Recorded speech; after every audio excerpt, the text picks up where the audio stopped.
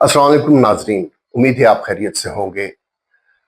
एक शेर है, पत्थर की तरह मैंने तेरा सोग मनाया, दामन न किया चाक, कभी बाल ना खोले। साने है कहना, वो मुझे फौरी तौर पर याद दिला गया एपीएस सानेह की। उधर भी कमोबेश 150 बच्चे, फूल जैसे बच्चे चले गए दुनिया से। और इसी तरह यहां भी इस हादसे ने भी 14 मासूम बच्चों को आन की आन में माँ बाप से, अजीजों अकारिब से जुदा कर दिया। कत्ले तिफला की मनादी हो रही थी शहर में, माँ मुझे भी मिसले मूसा तू बहा दे नहर में। यहां कौन मिसले मूसा नहर में भाई की हर तरफ मौत ताक में है। मौत नहीं तो गुर्बत, भूख, ये इंसान का पीछा कर रहे हैं। कहते हैं कि बोझ की वजह से, इजाफी बोझ की वजह से छत गिर गई ट्यूशन सेंटर की। वो इजाफी बोझ क्या था? वो गुर्बत था। गुर्बत के बोझ से वो छत गिरी है। एक औरत जिसका खावंद रेहड़ी पर फल बेचता है, कभी उसको दिहाड़ी लगी, कभी ना लगी, और वो पता नहीं वो कितनी पढ़ी लिखी होगी, और शहर के, वो उस इलाके के जो माँ बाप हैं वो उस पर एतबार करते होंगे कि ये हमारे बच्चों को पढ़ाएगी। और मैंने वो इलाका देखा हुआ है, बहुत तसल्ली से देखा हुआ है। वहां गुर्बत, पसमानदगी और महरूमी के पूरे पूरे, वो कहते हैं ना कि अड्डे हैं। वहां गुर्बत बहुत ज्यादा है। और मुझे उम्मीद है, मैं किसी की फेवर नहीं कर रहा, वो औरत, उसकी मैंने तस्वीर देखी है, टीवी पर भी देखा है, आपने भी देखी होगी। वो टीचर एक पाकीज़ा चेहरा लिए हुए है, और उसने कहा कि वाकई छत टपकती थी और वो हम उसकी मुरम्मत करवा रहे थे। तो इससे क्या क्या वो होता है। और मैं आपको एक बात बताऊं कि इन ट्यूशन सेंटरों में जहां कोई औरत, गरीब औरत, जिसका खामंद भी, या जिसका कोई करता धरता वो दिहाड़ीदार हो, वो उसके पास जब बच्चे छोड़ के जाते हैं ना माँ बाप, वो उसकी ट्यूशन, अक्सर के पास ट्यूशन देने के पैसे नहीं होते। बस एक सौदा सर में समाया होता है कि पढ़ लिख जाए हमारा बच्चा, क्योंकि उनसे तो कापी, पेंसिल, किताबों कि अक्सर उनके अखराजात भी पूरे नहीं होते। तो इस हवाले से, और फिर अगर वो देने के काबिल भी हो तो 500 महीना से ज्यादा वो कहां दे सकते हैं। वो औरत ज्यादा से ज्यादा भी वो 5, 7, 10 हजार इन बच्चों से कमाती होगी, और उसमें उसके बिजली और उसका जो पंखा चलता है वो खर्चा भी हो जाता होगा। ये कोई वो ट्यूशन सेंटर तो नहीं है जिनकी 5-5 हजार फीस हो महाना। ये तो बहुत ही आम, मैं देखे, मैं ये नहीं कहता कि हुकूमत इसकी जिम्मेदार है, बिल्कुल हुकूमत इसकी जिम्मेदार नहीं है, और जिस तरह हुकूमत जिम्मेदार नहीं है, इसी तरह टीचर भी जिम्मेदार नहीं है। इस सानहे, इस वाक़े, इस हादसे का की जिम्मेदारी अगर किसी पर है तो वो माशरा है या गुर्बत है। माशरा, गुर्बत, आप देखें कि सफेद पोश लोग पता नहीं वो किस तरह से अपना गुजारा कर रही होगी, उसका खाना पीना कैसे चल रहा होगा।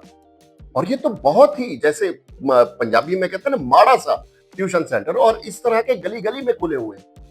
तो क्या करें लोग? सरकारी स्कूल वैसे भी आप देखें कि वो कन्वर्ट हो रहे हैं, उनको किसी और इंतजाम के उसमें दिया जा रहा है। नए सरकारी स्कूल बन ही नहीं रहे, तो लोग किस तरह करें? अब भी लोग पता नहीं क्यों समझते हैं कि हमारा बेटा पढ़ लिख जाएगा, डिग्री हासिल करेगा और फिर नौकरी लगेगा, बाबू की तरह सीट पर बैठेगा। ये हो नहीं सकता।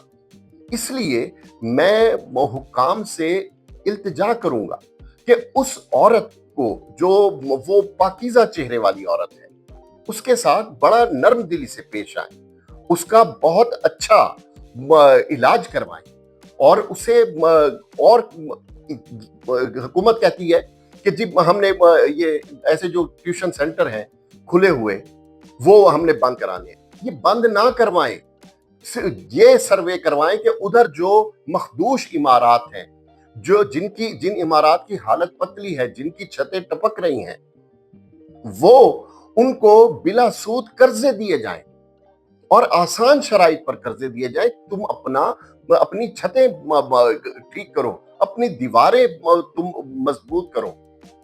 کہاں جائیں گے لوگ, کیا کریں گے؟ اس کا صدمہ دل سے نہیں جاتا. یقین مانے لوگوں نے فوری طور پر رد عمل دیتے ہوئے اس سانحے پر ویڈیوز جاری کر دی. مجھے حوصلہ نہیں ہوا, میں نہیں وہ کر سکا, میں دل غم سے پھٹا جا رہا تھا. کیا کرے انسان کہ اتنا بڑا حادثہ. اور پھر جب خیالات آتے ہیں, میں اخبارات میں پڑھ رہا تھا کہ ماؤں نے وہ تالا چوما ہے جو ٹیوشن سینٹر پر جو تالا لگا ہوا ہے, اب تو خیر تالا ہی لگا ہونا چاہیے تھا, وہ چومتے رہے ہیں مائیں کہ ہمارے بچے شاید اب یہ تالا کھل جائے اور اس پہ آئیں. ابھی تک ان کے بیگز, ان کی کتابیں, ان کے جوتے, ان کی پتہ نہیں پینسلیں, کتابیں, کاپیاں وہ ملبے میں ہیں.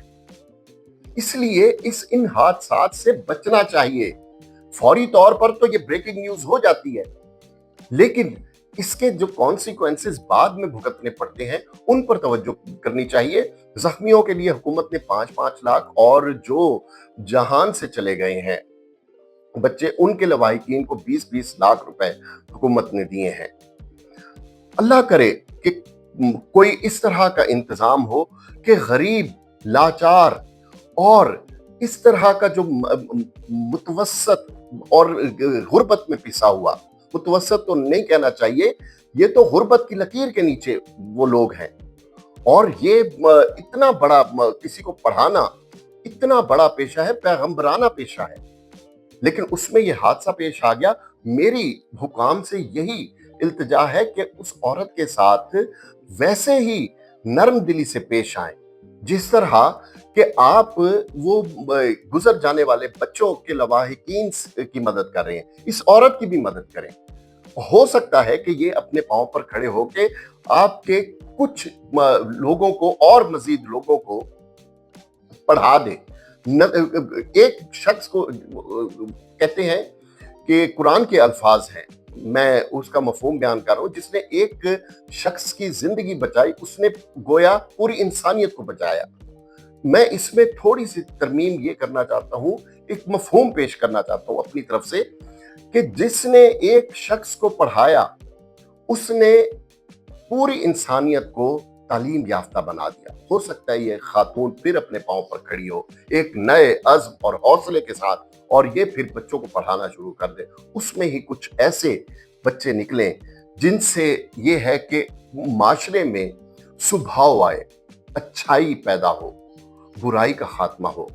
آخر میں ملتان کا جو واقعہ ہے جس میں ایک مزدور باپ نے اپنے بیٹا جب اس کا فوت ہوا تو اس میں گھر میں کوئی میلی کچیلی چادر اس میں لپیٹ کر وہ خود لے کر آیا, اور جب لوگوں کو پتا چلا تو انہوں نے تھانے میں اطلاع دی کہ یہ کیا معاملہ ہے. تو پھر بتایا گیا کہ میرے پاس تجہیز و تکفین, کتنے بھاری لفظ ہیں, تجہیز و تکفین یعنی نہلانے, کفن دلانے, کفن پہنانے اور دفنانے کے لیے پیسے نہیں ہیں میرے پاس.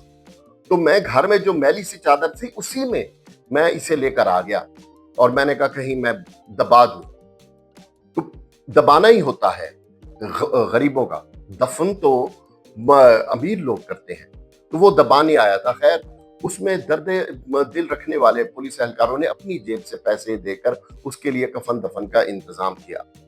میرے کرنے پر پتہ مجھے لگا کہ اس جو غریب آدمی تھا اس کے بیٹے کا نام دانش تھا. اب یہ پتہ نہیں کیا, میں حیران ہوتا ہوں لوگ کیوں اتنے بھاری بھاری نام رکھ لیتے ہیں. دانش, یہ دانش تو ہمارے ہاں سے کب سے رخصت ہو گئی, دانش کب کی مرمرا گئی.